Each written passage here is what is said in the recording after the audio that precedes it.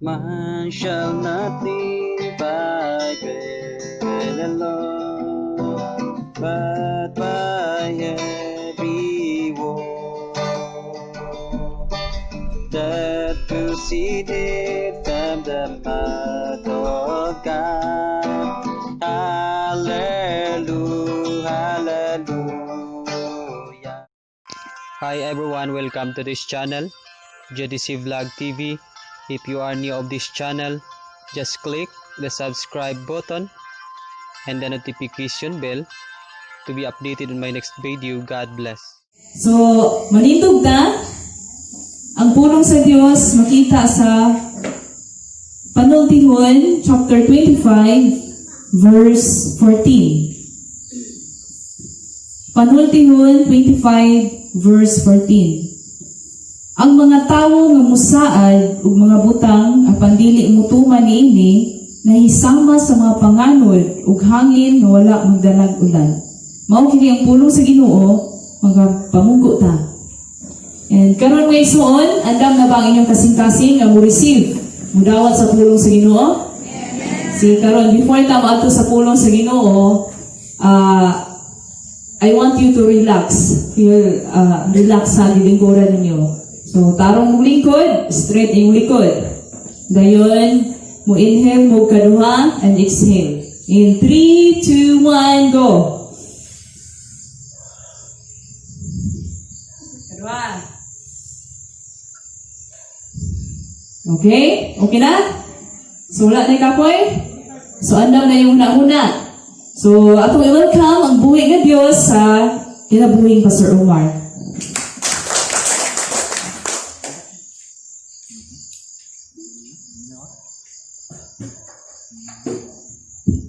Okay, mayong gabi. So, Proverbs 25 ta. Versikulo 14. Sa gibasa sa tuwing suon. Pero ako ning basahon sa English kay diri ko ni kuha ang mga meaning sa English.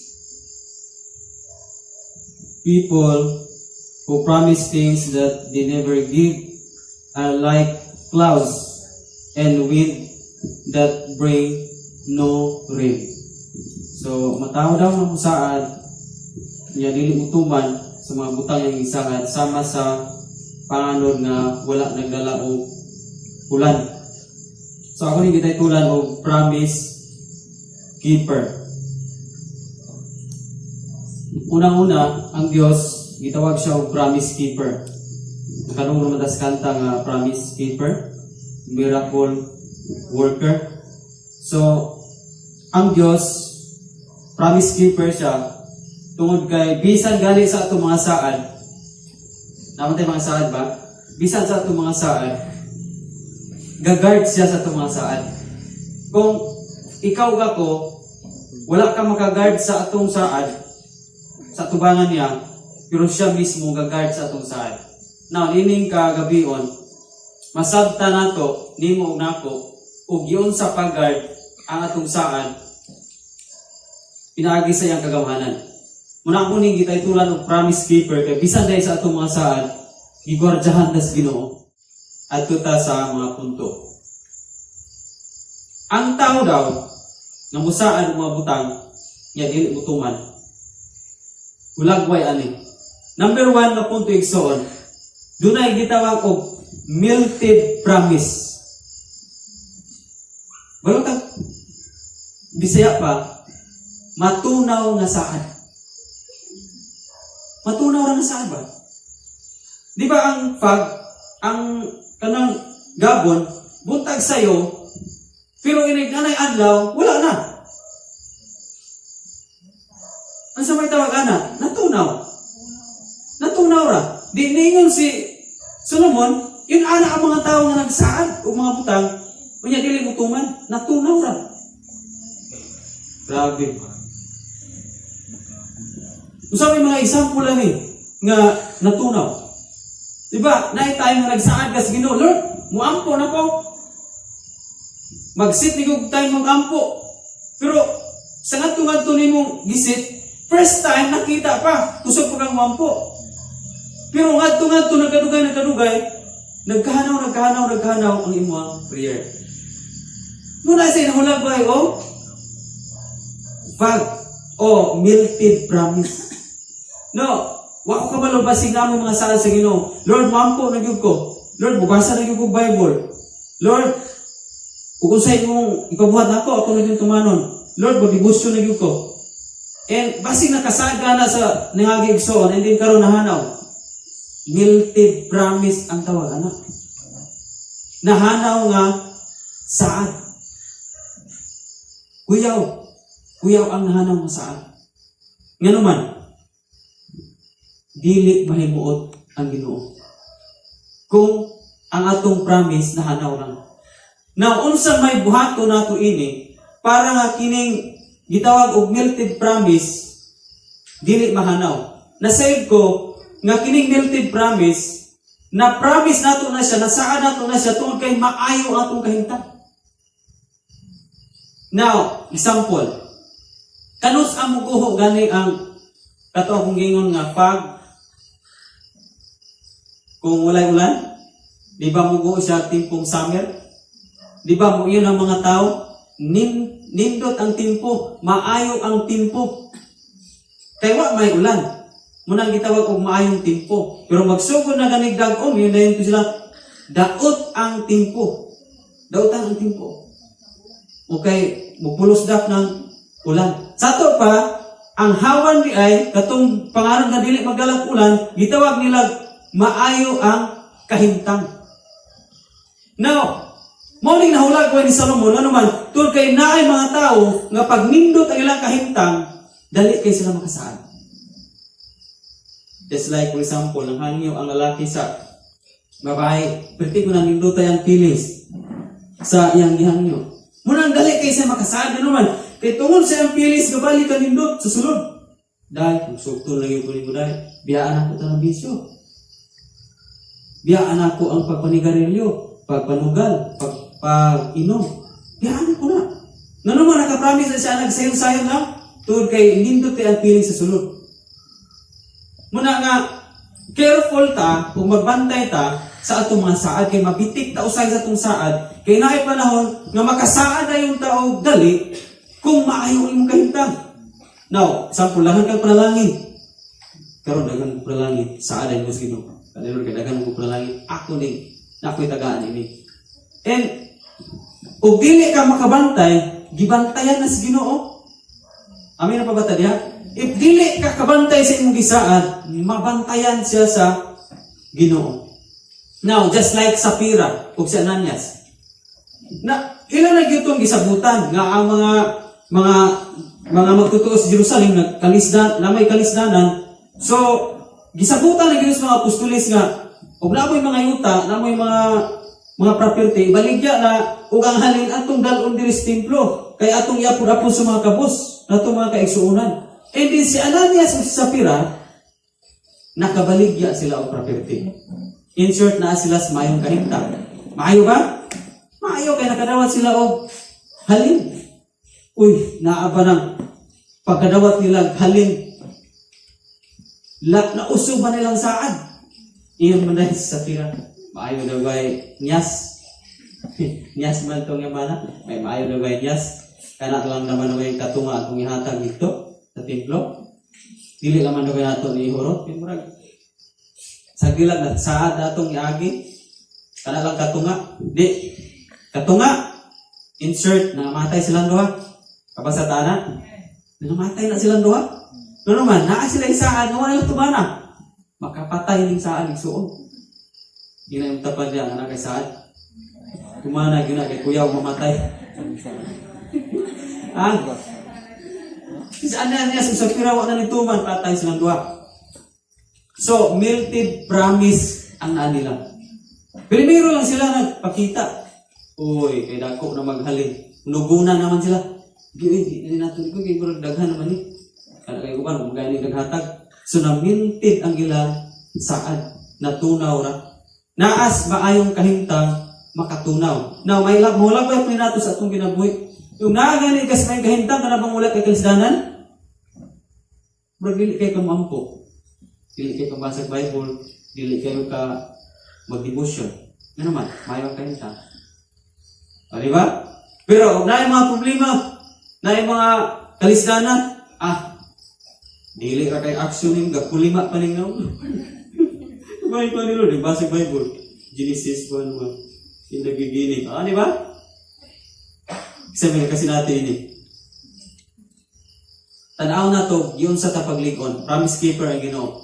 Yun ani ang paglikon sa Ginoo sa atong saan. Iyang ipadala ang kalisdanan. Muna akong ngayon katong sa mga naging wali, suffering dunay benepisyo. Kaya dili lang ang suffering ipaabot nga para mo distansya ka sa Ginoo. Ang suffering gipaabot siya sa tao para malikon ang yang saan. Now, naay mga tao sa Bible nga panahon silang sufferings, diha sila ni saan. Kita usahay kung saan daw may sufferings. Pero sila sa Bible, ni saan sila nga na sila sufferings. Just like Hannah.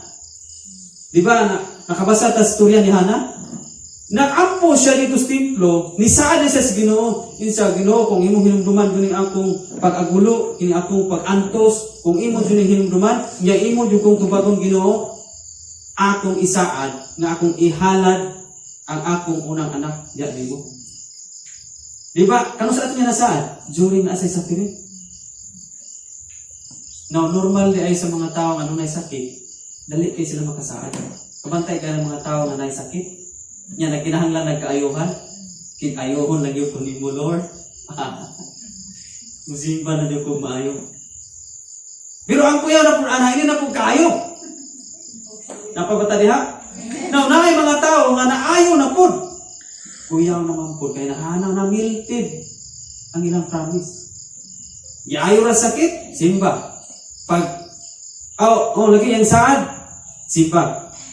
Uy, naayo man ang may kaayuhan. Di na pong simba. Kuya, padala na pong sakit. Para mo balik na pong simba. Ayaw, gulatang nga, padala ang sakit. Para mo balik na simba. Delikado na. No? Kung natay saan karon, gigwadzahan na sa Ginoo. Si Hannah, gigwadzahan sa Ginoo. Gaanto siya, wala anak. Saad mo lagi. Di ba si Joshua? Sa Bible, si Joshua lang ang kaingon sa Ginoo. Nga, as for me, my house will serve you. Na ba? Babasa niyo na. Nga, as for me, kung ako may iyong pa-desisyonon, mag-alagad mi sa Ginoo, tibok na akong panimalay. Kanos ato siya nakasada to? During sa nag-struggle sila. Nga ang yang mga kaubang mga Israelita nagsibag yun sa Diyos. Yan, ikastigo sila sa Ginoo. Si Joshua lang nakaingon, as for me, Lord, mag-serve to mo. Nga naman, nanam sila struggle. Nanamas kalisdanan. Muna nga kalisdanan, maunay paglig-on sa imong saad. Ang mga Israelita, dali kayo sila makasaad sa wala pa'y kalisdanan. Di ba? Pagkahuman, lahi man ang mga kauban ng Joshua. Pagkahuman ng kalisdanan, usap mo saad. Kana pag wala na yung problema, usap mo saad. Now, paglabang nila sa Red Sea, yubanan mo sila sa Ginoo. Okay, nanganta na yun silang Miriam. Dahil tapos itong mga tao sa kalagan na kita sa Ginoo. Ala, ako nagtumanan ng Ginoo. Sige na silang sinaaray. Uy, pag abot sa gutom, wala na yung tubig. Hayan na mo lang saad. Nahanaw na po, melted. Nga naman, dali-dali mo silang saad. Panahon galing may kahintang saad. Yan, nahanaw ra. Diba? So, ug na kay gisaan karon o kanhi, nya murag na feeling mo nga daghang problema nung niabot, manay gisaan ko daghang mga problema, gilig-on ang imong saan. Suon kung mayo mong kahintang. Ayaw pasagad og saan kung mayo mong kahintang. Basibag magmahay niya ka sa imong gisaan tungod kay atong mayong kahintang, nindot magayto pagkabungat nimo. Uy, iabot man ang mga problema. Wala nimo kasabting ang problema di ay paglig-on tayo sa gisaan nimo. Sabtang ang problema niabot, gilig-on nimo saan. Para magpadayon ka, matuman nimo imong saan. Amin na pabatadya? Pabatadya? Melted promise. Ikaduha igsuon nga punto. Dunay gitawag og departed promise. Duha na ka punto. Dili lang kay ang gabon ma-melt, matunaw. Ang gabon mahanaw pa jud. Kana bang mulabay ra? Pas pass away promise. Doon na ba tayo mga pass away nga promise? Sa niagi ni mo gi-promise, niya hantod karon wala na mo tagda. Wala na kay pakialam ba sa imong gisaan. Pass away na. Departed promise na. Kana bang saad nga kusog mo pala? Now, sama sa dagong good o panganod, nagpakita ng panganod naglaom na ng mga mag-uuma kay tipong init na makapugas. Silid paabot anang panganod ng mulan, wala. Nagpalaom-laom ra. So na po yung mga tao nga sa ilang saad, kusog kayo silang palaom. Pasato ko sa katao nga, palinig paghigugmaa ba sa babae. So, isumbong niya sa babae nga, gibiyaan ako niya ang tanan, tungod sa iyang gisaan yun, yun sa, dahil, ako na yun yung gisaad ko sa Ginoo nga, ako na yung gibiyaan ko kaya naibubal yung gumayan mo. Yang sa may gisaad sa Ginoo, wala na yung ko'y sigarilyo dahil. Sa pailaing, wala na yung ko'y inom dahil. Sa pailaing, wala na ko nagsugal dahil. Sa pailaing, wala na ko nangawat dahil. O tanan gisulti na to niya. Ya, sa pamelain, pero usa lang yung kabutang dahil mao para ko na nabiyahe. Kasi nang ta to bani sa mana akong pagkabakakon. Kakon ra gyapon to. Wala gyapon to kato yung pagsulti nga wala na ko siya nagsugal. Goy ayo. Saad kusog mo palaon. Now, ang makapaligo na nigsuon kaning mahanaw, pulong ra gyud sa Ginoo. Unsa ang sampahin? Naay mga tao nga maong nahanaw ang ilang pagsimba, nahanaw ang ilang mga gipangsaad sa Ginoo, tungod kay nagpalayo na sila sa pulong sa Ginoo. Distansya sila ba? Pero legal sad, distansya sa man, hanaw ang tanan. Diba? Hanaw ang tanan. Niyang kaptangan. Inana ang tao nga nagdistansya sa Ginoo, kini mga tao nga walay Kristo, kusog kayo ng saad. Pero di nakatuman. Ano man? Bisa usa ang nagsaad. Kabantay ka nga sa una kusog ta mga rasti. Habiyaan na ko ning Ginoo. Biyaan ako ni sigarilyo, biyaan ako ning sugal, biyaan ako ning barkada.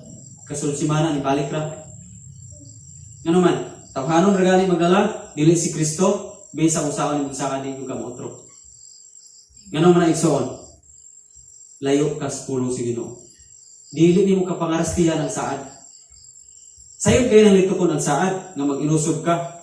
Pero dili na magsilbi ang saad kung walay pulong sa Ginoo. Ngano man?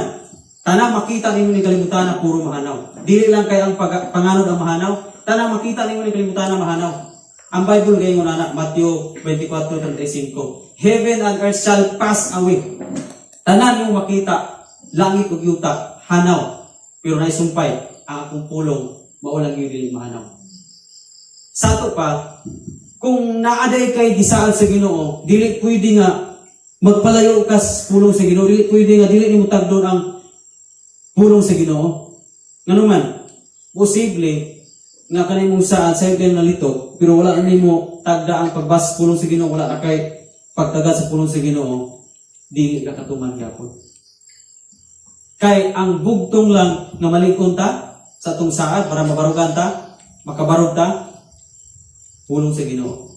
Kaya pulong sa Ginoo ng pabilin. Mao bitaw si Joshua, di ba si Joshua man ang ni saad, Lord, mo wala gad minimo tibok na akong panimalay, di ba? Joshua 1:8, giingnan siya ni Moises, ayaw ibulag ng basahon sa balaod. Tun-an mo kana adlaw ug gabi. Ngano man to? Naasay gisaad sa Ginoo nga mosulod nga ng promise na nun, mag-serve gyud nimo. Pero daw sa mag-ingnan siya sa Ginoo, di ka makaserve nako kung dili nimo tun-an ang pulong sa Ginoo adlaw ug gabi. Namuni may tabo sa tuwa. Mag-usap mo nang nakailangan gisaad sa Ginoo. Pero baliwalaon nimo ang pulong sa Ginoo, di gyud akong kakatuman. For sure, di gyud akong kakatuman. Bugtong lang na makatuman ta sa atong isaad, basta ang pulong sa Ginoo ni natin sa likway. Napabata niya? Ngano man, kay naatay gitawag og departed promise. Naatay gitawag og melted promise. Kana silang duha, melted promise o departed promise, bunga na sa atong tawanon nga nakasaan ta. Kung walay pulong sa Dios ana, o walay sa pirings kay padala ana, di gyud na malig-on ang atoang saan. Nababata diya mga kaigsuunan. Munang dyan si pamili, ang gusto sa Dios karon kay gitawag mo siya promise keeper. Naatay mga melted promise nga nahanaw. Pero sabta nga dunay sa pirings ang iyong padala para malig-on ang imong saan. And then ikaduha, naatay gitawag departed promise, sabta nga dili pwede nga magpalayo ka sa pulong sa Ginoo. Daghang mga Kristiyan na nagpalayo sa pulong sa Ginoo, tan-awa ang ilang kinabuhi. Maayo ra sugod. Maayo ra sugod kusog kay musa. Musimba ni biti kada Domingo simba na ta. Kaya nagpalayo sa pulong sa Ginoo, wa na simba-simba. You know? Yun ana ang tao, una ang lagway sa tao nga magsalikuan sa pulong sa Ginoo. Timpo nga tigsimba, unahon ang buluhaton, dili mo simba sa Ginoo. Maabot sa point nga mahimong departed ang imong kinabuhi mo. Na ba magpalayo na ka? Depart na. Kuyaw. Kuyaw siya. Resulta siya sa dili maayo. Munang magpag-ground tas pulong sa Ginoo, napabata diha? Amen. Magpag-ground ta ka na, magpapalibot tas pulong sa Ginoo. Mas maayo gani sa atong panimalay, dili lang ta diri sa simbahan mamati og wali. Kung maayo sa iyong panimalay, para grounded rin tas pulong sa Ginoo, ipa-music ang mga Christian song, magpa-play kag mga wali, diha ka mag-grounded rin sa pulong sa Ginoo. Pero diri ra kang kabatig wali, tapos yung panimalay, mati na kag mga wasda style. Mutanaw na ka ato mga sinimo, tiwas, igsoon. Kung mutanaw ka ato mga gira-gira dalang halok,